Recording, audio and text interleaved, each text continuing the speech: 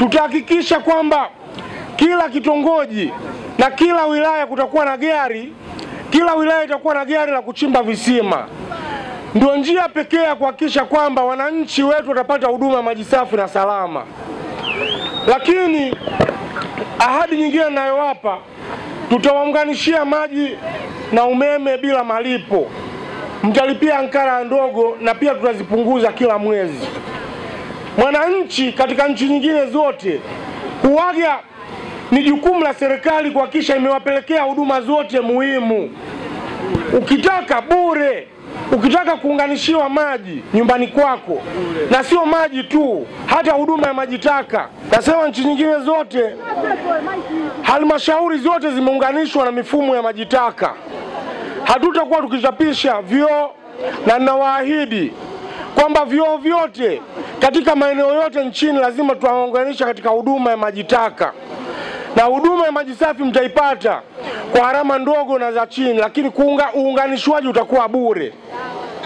Sisi kama serikali tunahakikisha kwamba ukihitaji umeme, tunataka 100% ya wananchi wetu waweze kutumia nishati ya umeme. Ndugu zangu, naongea hili na nimewahi kulizungumza kwa sababu hapa shughuli kubwa ni kilimo.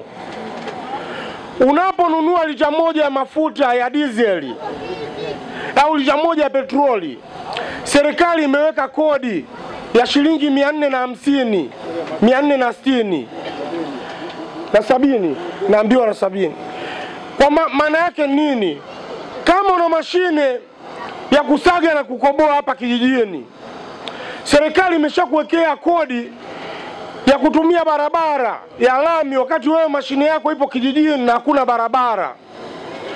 Kwa hiyo mara moja nitakwenda kuondoa tozo zote na kodi zote ambazo zipo katika mafuta, ili kuweza kuondoa adha kwa wakulima wetu. Nyinyi wote hapa ni wakulima. Unaenda kununua mafuta ili utumie kwa ajili ya pawatila yako kule shambani. Wenzetu wameweka kodi ya kutumia barabara, na imewekwa toka mwaka 2021 na hakuna anayejali. Tunaenda kufuta mara moja ili mafuta yauzwe shilingi 1,500.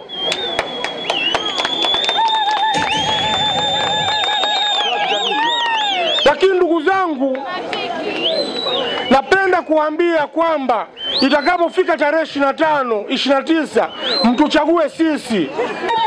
Ndugu zangu, kwa takribani miaka 10 sasa hakuna anayefuatilia mikutano ya bunge. Mnajua ni kwa sababu gani?